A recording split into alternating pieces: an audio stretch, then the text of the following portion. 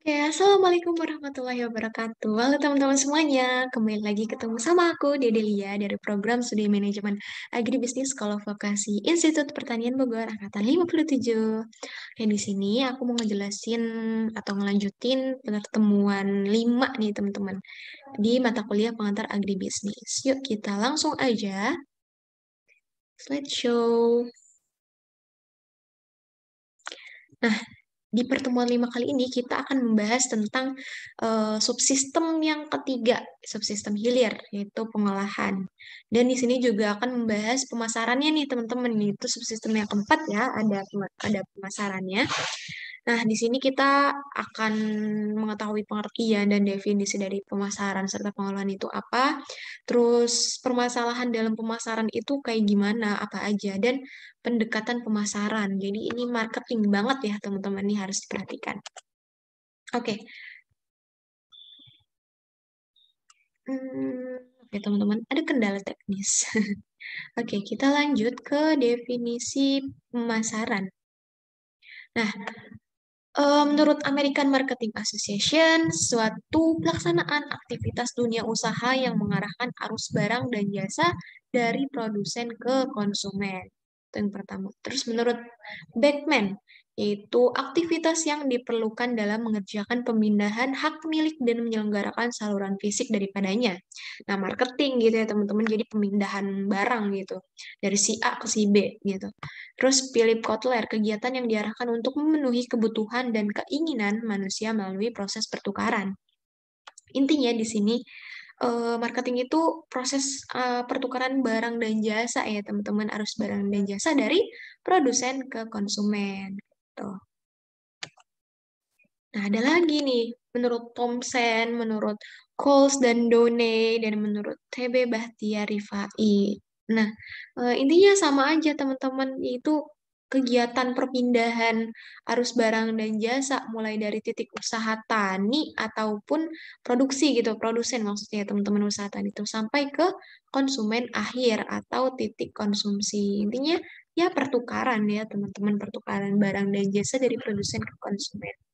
Teman-teman harus hafalin pengertian dari Thompson apa, Cost and Downey apa, TB Bahtiarifai apa, terus tadi sebelumnya American Marketing Association, Beckman, dan Philip Kotler. Tapi yang paling sering sih aku nemuin kalau di ujian ini yang American Marketing Association dan Philip Kotler. Kita lanjut. Nah, jadi di dalam pemasaran agribisnis juga terdapat beberapa permasalahan nih, teman-teman. Nah, yang pertama, produk agribisnis itu masalahnya apa sih? Yang pertama itu produk bersifat musiman.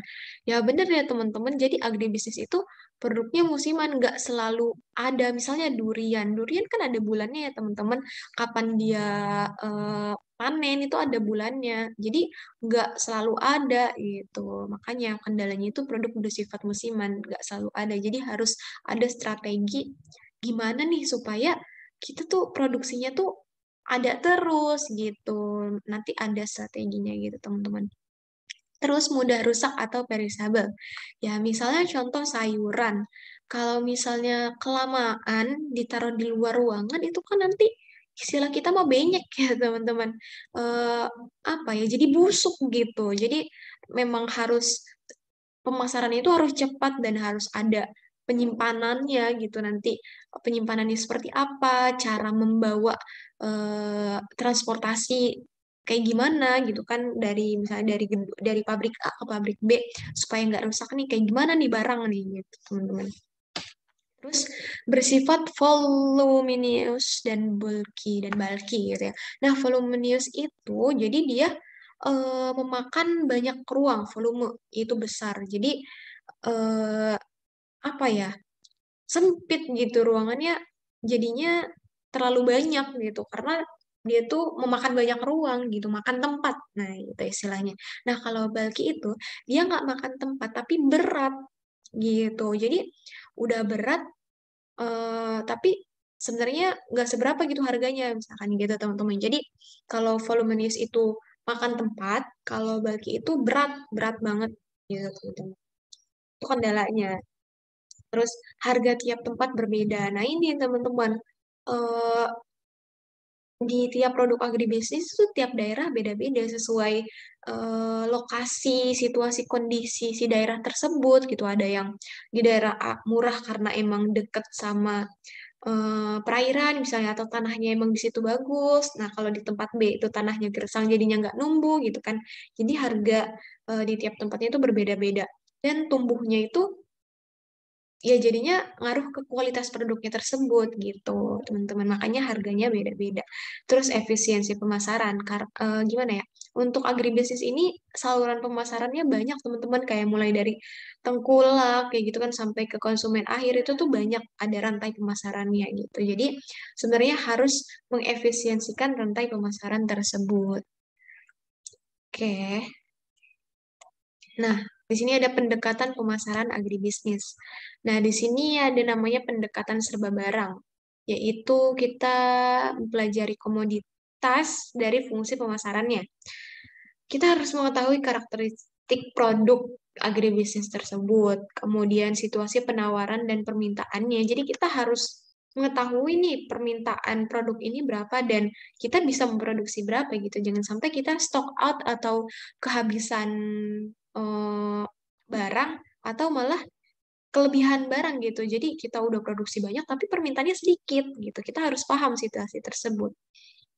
Kemudian tingkah laku konsumen pada produk spesifik, kemudian harga. Nah, harga di petani terus ke pedagang ke eceran itu beda-beda, teman-teman. Jadi kita harus mengetahui informasi harga di petani pada petani itu berapa, harga pada pedagang berapa, terus di eceran itu berapa. Kita harus tahu informasi harga tersebut.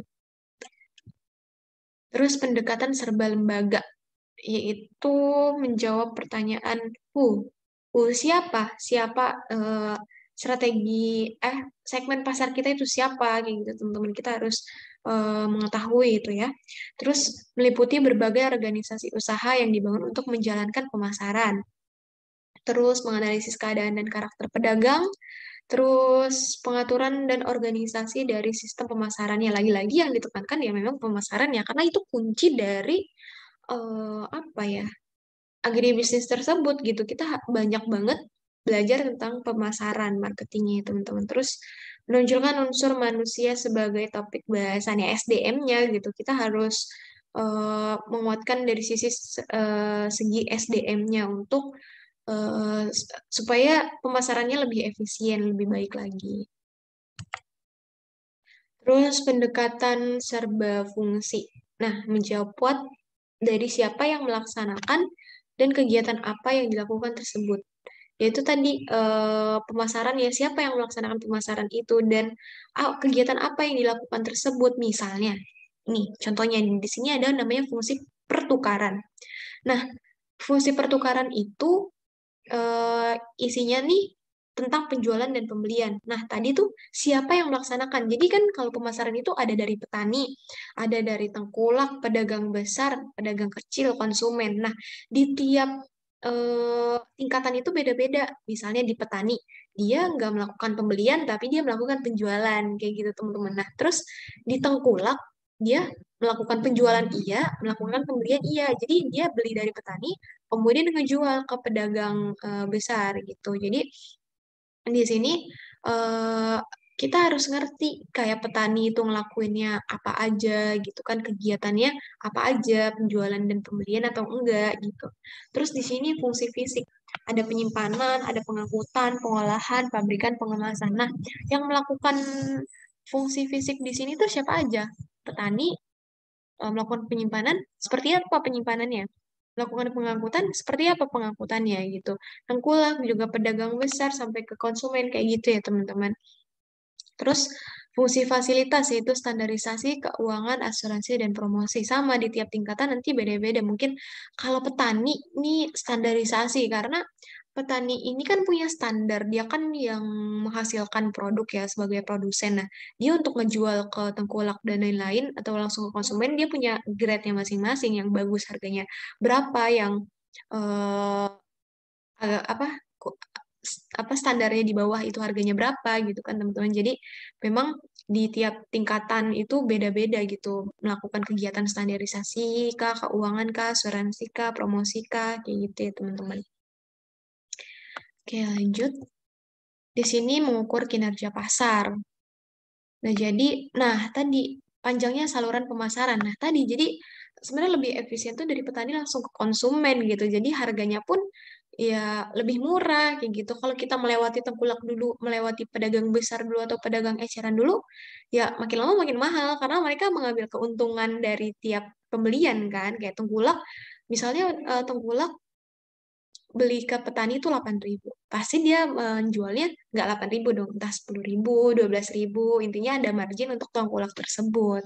Kayak gitu. Tingginya biaya pemasaran gitu tadi. Terus kegagalan pasar, jadi asimetri informasi. Jadi informasi harganya nggak tersebar dengan luas. Jadi petani itu kebanyakan kurang tahu informasi harga dari produk yang dia pasarkan.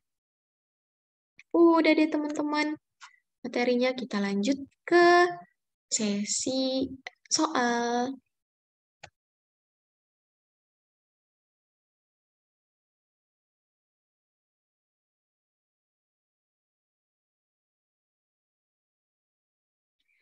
Oke teman-teman, mari kita ke latihan soal pertemuan 5. Kita slideshow. Yang pertama, pengertian pemasaran menurut American Marketing Association adalah, nah ini tadi di PPT yang tadi aku jelasin juga ada ya teman-teman. Jadi di menurut American Marketing Association adalah suatu pelaksanaan aktivitas dunia usaha yang mengarahkan arus barang dan jasa dari produsen ke konsumen. Jadi jawabannya yang A ya teman-teman untuk pengertian pemasaran menurut American Marketing Association. Jadi banyak pengertian tadi menurut para ahli. Sekali lagi kalau mau PPT-nya langsung DM aja Instagram @sigmacourse ya teman-teman. Lanjut. Tujuan akhir dari subsistem saluran pemasaran adalah, jawabannya adalah yang B, teman-teman. Jadi kita harus menstabilkan sistem supaya lebih efisien dan keuntungan maksimal yang jangka panjang. Jadi kita tuh yang namanya usaha itu intinya kita harus mencari keuntungan yang maksimum dalam jangka waktu yang panjang dengan sistem yang stabil, teman-teman. Kalau kita cuma nyari kepuasan konsumen, ya bisa aja dari segi harga misalnya kita nggak untung ya kan. Nah, jadi di sini kita harus mencari keuntungan yang maksimum dengan keuntungan jangka panjang. Jadi jawabannya yang B. Oke, kemudian di sini berikut karakteristik produk pertanian kecuali. Nah, yang tadi kalau karakteristik produk pertanian itu ya kendalanya yang pertama bersifat musiman, kedua mudah rusak, mudah busuk ya teman-teman. Dan ketiga bulky, bulky itu tadi berat ya teman-teman, dia makan berat gitu. Jadi eh, kalau voluminous kan makan tempat. Nah, kalau bulky itu berat. Nah, jadi yang kecuali itu yang tahan lama. Karena produk agribisnis nggak tahan lama ya, teman-teman. Harus apa ya, harus cepat-cepat dipasarkan dan memang ada apa ya, penyimpanan khusus gitu ya, harus ada perawatan segala macam. Kemudian yang keempat, penyebab ketidakefisienan dalam pasar adalah terjadinya perubahan harga. Ya, nggak apa-apa, kita bisa apa ya, bisa tahulah strateginya gitu. Kita harus ngapain kalau lagi terjadi perubahan harga gitu kan. Jadi eh, dimahalin kah gitu atau ubah kuantitas misalnya kayak gitu. Kita bisa siasatin itu. Nah, terus yang B panjangnya saluran pemasaran. Nah, ini kendalanya jawabannya ya, teman-teman. Terus kalau yang C permintaan meningkat ya bagus. Kalau permintaannya meningkat, jadi kita ada income buat kita dong, tapi produksinya juga harus sesuai dengan permintaan. Terus terjadinya stock out atau kehabisan persediaannya itu bukan ketidakefisienan dalam pasar, itu kendala ya, kendala pemasaran kalau kita nggak mengetahui penawaran dan permintaan dari domestik maupun luar negeri. Jadi di sini jawabannya panjangnya saluran pemasaran. Itu tidak efisien gitu dalam pemasaran ya teman-teman. Oke, lanjut. Oke, yang terakhir. Strategi harga, strategi produk, tingkat kerjasama, iklan, riset, dan inovasi adalah pendekatan SCP bagian. Oke, ini SCP bagian, dan jawabannya itu adalah perilaku pasar nih teman-teman. Dan di sini juga ada PPT-nya ya, ada penjelasannya SCP itu apa? Struktur conduct, dan performance. Nah, kalau untuk yang strategi harga sampai inovasinya adalah bagian dari perilaku pasar.